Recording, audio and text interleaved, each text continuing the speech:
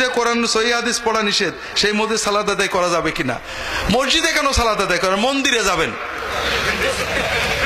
মন্দিরে যাবেন। আমার কাছে 2 গ্রুপ আসছে, বড় অদ্ভুত ব্যাপার। শয়তান যে কিভাবে আমাদের প্রতারণা করছে। হরিণা কুণ্ডু, বেশি দূরে না আপনাদের থেকে, একজন ফোন করেছে যে স্যার খুব মারামারি হচ্ছে, একটু আপনার কাছে আমরা 2 গ্রুপই আসবো। তোলা না, আসার দরকার নেই, মারামারি করো, মারামারি করে যে দল জিতবে বসবে আমি সেই দলে। বলে না স্যার, মারামারির আগে একটু আসতে হবে। আসছে 2 গ্রুপই কম বেশি কোনো কিছু না কিছু আমাকে মহব্বত করে। এক গ্রুপ নতুন আহলে হাদিস, আর এক গ্রুপ পুরনো হানাফি। এখন কথা হলো, হানাফিদের কথা হলো যে স্যার ঝগড়াঝাটি করতে রাজি না, ওরা যদি রফাদাইন করতেই চায়, জোরে আমিন করতেই চায়, আর একটা মসজিদ বানাক, আমরা বাধা দেবো না, কিন্তু আমাদের মসজিদে চলবে না। আর যারা নতুন আহলে হাদিস তাদের কথা হলো স্যার সহিহ হাদিস মানবো, এজন্য যদি মসজিদ বানাতে হয় আর একটা বানাবো। ইমানের কি জোর বোঝেন? তা হানাফিদের বললাম যে আচ্ছা, রফাদাইন করা, জোরে আমিন বলা বেশি গুনাহ, না দাড়ি চাচা, সুদ খাওয়া, ঘুষ খাওয়া বেশি গুনাহ? বলেন তো আপনারা হানাফিরা, বলেন কোনটা বেশি গুনাহ? আপনার মসজিদ দাড়ি চাচা নামাজ পড়ে, সুদখোর নামাজ পড়ে, ঘুষখোর নামাজ পড়ে, বিড়ির গন্ধে দাঁড়ানো যায় না, সেও নামাজ পড়ে, আপনি কারোর বলেন না যে তুই আরেকটা মসজিদ বানা, বলেন নাকি?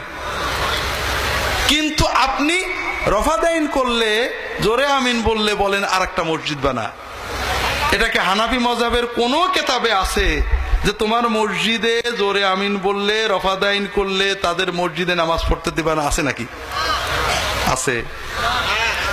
যারা এই কাজ করে, অর্থাৎ হানাফি নাম দিয়ে মসজিদ থেকে বের করে, তারা হানাফি না, তারা মাযহাবের নামে জালিয়াতি করে। মাযহাবের কোনো কিতাবে নেই যে মসজিদে কেউ অন্য মাযহাবের নামাজ পড়লে বের করিতে। বরং আমার একটা ছোট্ট বই আছে, এখানে আছে, সেটা হলো সালাতের ভিতরে হাত কোথায় বাঁধবেন। দেখবেন আবু হানিফা সহ হানাফি মাযহাবের ইমামরা সবাই, এই আমি এক মসজিদে নামাজ পড়ছি, কেউ মালিকি, কেউ শাফি, কেউ হানাফি, হানাফির পাশে দাঁড়িয়ে জোরে আমিন বলছে, আরেকজন আসতে, কেউ কাউকে বাধা দিতেন না। কথা বুঝেছেন? 2 নম্বর, আদৌ মুসলমান কিনা দেখি। কোন কোরআনে কোন হাদিসে আছে যে তুমি সুদখোরের কিছু বলবা না, দাড়ি চাচার কিছু বলবা না, মুখ দিয়ে বকবকাইয়া গন্ধ বেরোই তার কিছু বলবা না, একজন জোরে আমিন রফাদাইন করেছে বলবা? আছে নাকি? হাদিসে আছে নাকি? নেই। তাহলে আমরা কোরআনও মানলাম না, হাদিসও মানলাম না, মাযহাবও মানলাম না। যারা হাদিস মানবে তাদের বললাম যে ভালো কথা, তুমি সহিহ হাদিস মানবা, সহিহ হাদিস মানবে, রফাদাইন করবে, জোরে আমিন বলবে, দাড়ি নেই। দাড়ির গুরুত্ব বেশি না রফাদাইনের গুরুত্ব বেশি? কোন আমলের গুরুত্ব কোনটার বেশি, এটা কোথার থেকে জানা যায়? নিজের মন গড়া না নবীজির হাদিস থেকে? রাসূলুল্লাহ সাল্লাল্লাহু আলাইহি ওয়াসাল্লাম দাড়ি রেখেছেন, তাই রাখা সুন্নত। দাড়ি রাখতে আদেশ করেছেন, কাজেই রাখা ওয়াজিব। দাড়ি না রাখলে গাল দিয়েছেন, দাড়ি কাটতে নিষেধ করেছেন, কাজেই কাটা হারাম। রাসূলুল্লাহ সাল্লাল্লাহু আলাইহি ওয়াসাল্লাম রফাদাইন করেছেন, না করার হাদিস সহিহ, কাজেই সুন্নত। কিন্তু না করলে কাউকে রাগ করেননি, করার কোনো আদেশ দেননি। তাহলে গুরুত্বের পার্থক্য আছে না? তাহলে আমি দাড়ি রাখলাম না, দাড়ি রাখার আদেশ দিলাম না, দাড়ি চাচলে কাউকে আপত্তি করলাম না, রফাদাইনের গুরুত্ব দিলাম, এটা কিন্তু বিদআত, গুরুত্বগত বিদআত। অর্থাৎ আপনি সহিহ হাদিসকে অসহিহ ভাবে পালন করছেন। 2 নম্বর কথা হলো, রফাদাইন করতে হবে, এটা কি ফরজ? না, রাসূলুল্লাহ সাল্লাল্লাহু আলাইহি ওয়াসাল্লাম ফরজ বলেননি, সাহাবীরা বলেননি, তারা না করলে রাসূলুল্লাহ সাল্লাল্লাহু আলাইহি ওয়াসাল্লাম কোথাও নেই। রাসূলুল্লাহ সাল্লাল্লাহু আলাইহি ওয়াসাল্লাম টাকনুন নিচেই কাপড় পরে নামাজে দাঁড়ালে আপত্তি করেছেন, যাও আবার নামাজ পড়ো। রুকু সেজদা ঠিক না হলে আপত্তি করেছেন, যাও আবার নামাজ পড়ো। কিন্তু রফাদাইন না করলে, জোরে আমিন না বললে কারণ নামাজ হবে না, আবার পড়ো, কোনোদিন বলেননি। কাজে এটা সহিহ, সহিহটাকে সহিহ পালন করো, তুমি আমল করো, ঝগড়া করো না।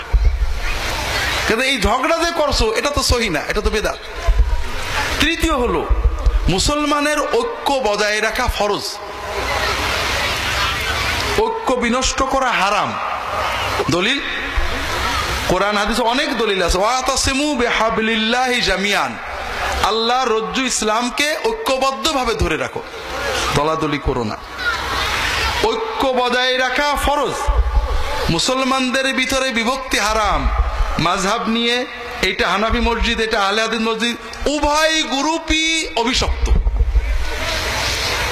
ইসলাম এক। আল্লাযীনা ফাররাকু দীনাহুম ওয়া কানু শিয়াআন লাস্তা মিনহুম ফি শাই। যারা দিনটাকে ভেঙে ভেঙে দল দল করেছে, আল্লাহ বলছেন কোরআনে, হে নবী আপনার সাথে তাদের কোনো সম্পর্ক নেই। সালফে সালেহিন, সাহাবায়ে কেরাম, তাবেঈন, তারা এই ফিকর মাসলা নিয়ে মসজিদ ভাগ করেননি, যে যারটা করেছেন।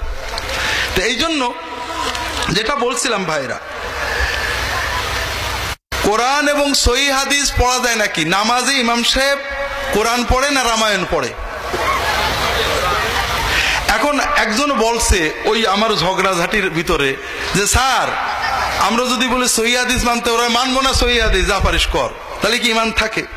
বলে না, ইমান থাকে না, এটা ঠিক, কিন্তু না থাকার জন্য আপনি দায়ী। আপনি এমন করে বলেছেন যে ও বাধ্য হয়ে এরকম রিয়াকশন করেছে। আমরা যদি সুন্দর করে মহব্বতের সাথে কতজন মানুষকে আল্লাহর দিন বোঝাবো এই নিয়েতে বললে এরকম হতো না। কথা কি বুঝতে পেরেছেন? সবাই আমরা প্রান্তিকতায় চলে গেছি। মসজিদে সহিহ হাদিস পড়তে না দিলেও মসজিদ ভাঙা যাবে না। আপনি সেই মসজিদে, সৌদি আরবের অনেক সব মসজিদ তালা মেরে দেয়, সৌদি সরকারের বাইরে কিচ্ছু করতে দেয় না। আপনি নামাজ পড়বেন না সৌদি মসজিদে, কোনো সহিহ জয়ীব কিছুই পড়তে দেয় না, ওয়াজও করতে দেয় না সরকারি পারমিশন ছাড়া। তো আপনি সেখানে নামাজ পড়বেন না?